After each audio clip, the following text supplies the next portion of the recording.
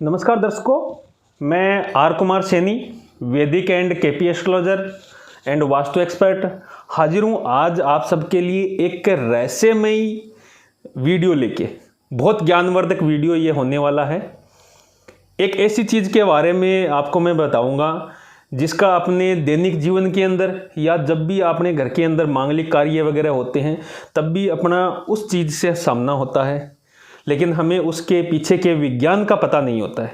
अपनी वैदिक संस्कृति, अपने शास्त्र, जितने भी अपने वैदिक जो चीज़ें हैं वो सारी की सारी एक विज्ञान है, पूर्ण विज्ञान है। वो एक पूर्ण अवस्था का विज्ञान है। आधुनिक विज्ञान है, उसकी उम्र कितनी होनी चाहिए? 100-150 वर्ष। 100-150 वर्ष में वो कितना कुछ खोज सकता है। अभी तक तो सिर्फ चांद के बारे में पता लगाने के अंदर जुटा हुआ है, लेकिन आज से हजारों वर्ष पहले, 2000, 3000, 5000 साल पहले अपने ऋषियों ने, जो उस समय के वैज्ञानिक थे, पूरे ब्रह्मांड के बारे में उन्होंने अपने ये मान के सोचो कि उधेड़ के रख दिया पूरे ब्रह्मांड को। हर चीज़ के बारे में एकदम विस्तारित बताया हुआ है, चर्चा की हुई है। लेकिन आजकल के जो मनुष्य हैं उनको वो चीज़ समझ में नहीं आती है, क्योंकि उस लेवल तक जाने के लिए उनके लेवल का सोचना पड़ता है उनकी चीज़ों को समझने के लिए। और आज के मनुष्य के पास में इतनी बुद्धि है नहीं, इतना दिमाग उसने विकसित किया नहीं है। तुच्छ चीज़ों के अंदर अपने दिमाग को व्यर्थ खराब कर रखे हैं उन्होंने, तो वो वहाँ उस लेवल की चीज़ें सोच भी नहीं सकते। जैसा कि आप इस बोर्ड पे देख रहे हैं, वक्रतुंड महाकाय सूर्यकोटि समप्रभ।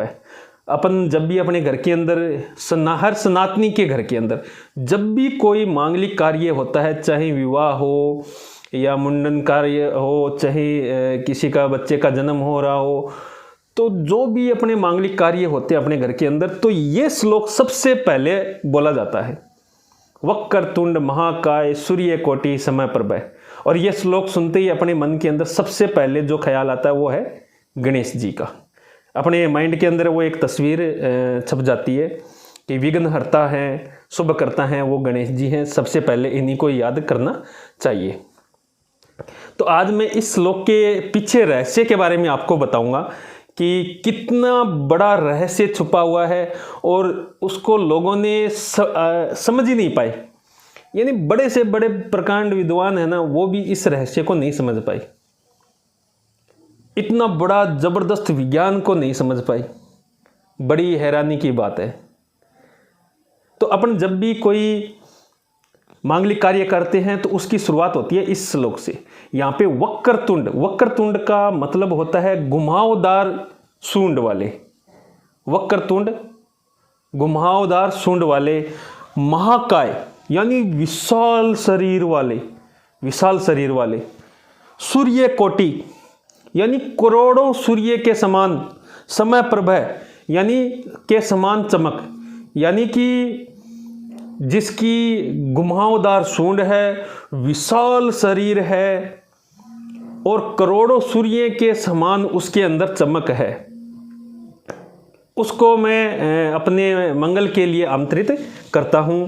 आगे के श्लोक के अंदर है वो।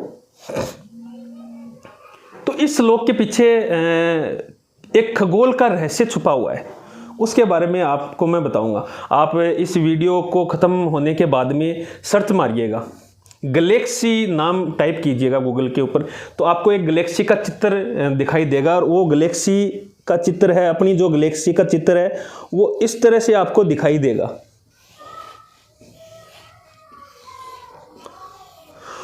और अपनी गैलेक्सी इतनी बड़ी है, इतनी मोटी है और इतनी विस्तारित है कि इसकी गणना किलोमीटरों में नहीं की जा सकती। प्रकाश वर्ष जो एक गणना का माध्यम है, प्रकाश वर्ष के माध्यम से इसकी गणना की जाती है। इसकी मोटाई की, लंबाई की, चौड़ाई की गणना इसकी प्रकाश वर्ष के माध्यम से की जाती है। और ये इतनी विशाल है कि अभी तक वैज्ञानिकों के पास में इसका पूर्ण रूप से कोई डाटा नहीं है, सिर्फ अनुमानित डाटा है ये, और वो भी प्रकाश वर्ष के अंदर है। इसकी मोटाई की भी पूर्ण रूप से जानकारी नहीं है, और इसके अंदर इतनी चमक है, इतने सूर्यों की चमक है कि अपन सोच भी नहीं सकता है। अपने जो सूर्य, अपनी पृथ्वी, अपने चंद्रमा वगैरह, वो तो एकदम इतने से हिस्से के अंदर भी नहीं आते इसके। ये जो मैंने यहाँ पे टिमक गोला किया ना, अपने जो पूरा ये सोलर सिस्टम है, सूर्य, पृथ्वी, मंगल, शनि, प्लूटो, वो सारे मिला के इसकी इतनी सी जगह भी नहीं घेरते। ये इतना विशाल है। एक अनुमान सोच के देखो कि इसकी ये घुमावदार सूंड है, वक्र तुंड इसके बारे में कहा गया है। महाकाय इसके विशाल विस्तृत होने के कारण बताया गया है। सूर्य कोटि समप्रभ, करोड़ों सूर्य के समान चमक इसलिए बताई गई है कि इसके अंदर इतनी चमक है कि ये 100 करोड़ों सूर्य अगर एक साथ प्रकाशित करे तो उतनी चमक हो। बताइए कितना बड़ा रहस्य सिर्फ एक श्लोक के अंदर छुपा हुआ है, और अपन लोग उसको समझ नहीं पाए। तभी तो कहते हैं कि वैदिक विज्ञान को समझना आधुनिक मनुष्य के बस की बात नहीं है। अपने हर श्लोक के, हर शब्द के पीछे एक बहुत बड़ा रहस्य छुपा हुआ है। अपनी वैदिक विज्ञान के अंदर, अपने वैदिक शास्त्रों के अंदर, वेदों के अंदर, अपने पुराणों के अंदर इतने बड़े रहस्य छुपे हुए हैं कि उसको ढूंढ पाना मनुष्य के बस की बात नहीं है। आज के मनुष्य सिर्फ उसको रट्टा मार सकते हैं, एकदम तोते की तरह रट के वो बता सकते हैं, बाकी उनको खुद को भी पता नहीं है कि इसके पीछे का लॉजिक क्या है। आपने भी कभी नहीं सोचा होगा कि इस श्लोक के पीछे इतना बड़ा रहस्य छुपा हुआ है। ये श्लोक अपनी गैलेक्सी को प्रेजेंट कर रहा है, यानी अपनी गैलेक्सी की पूरी शक्ति का आह्वान कर रहा है कि हमारे घर में मंगल कार्य हो रहा है, आप अपनी सकारात्मक ऊर्जा वहां पे दीजिए। वक्रतुंड महाकाय सूर्य कोटि समप्रभ, निर्विघ्न कुरु मे देव सर्व कार्येषु सर्वदा। यानी अपने सभी मांगलिक कार्यों की सफलता की कामना गैलेक्सी से की गई है। बड़ा जबरदस्त विज्ञान है, बड़ा जबरदस्त रहस्य है। कुछ भी व्यर्थ नहीं है इस संसार में, कोई भी चीज व्यर्थ नहीं है। हमें व्यर्थ वही चीज लगती है जिसकी हमें समझ नहीं है।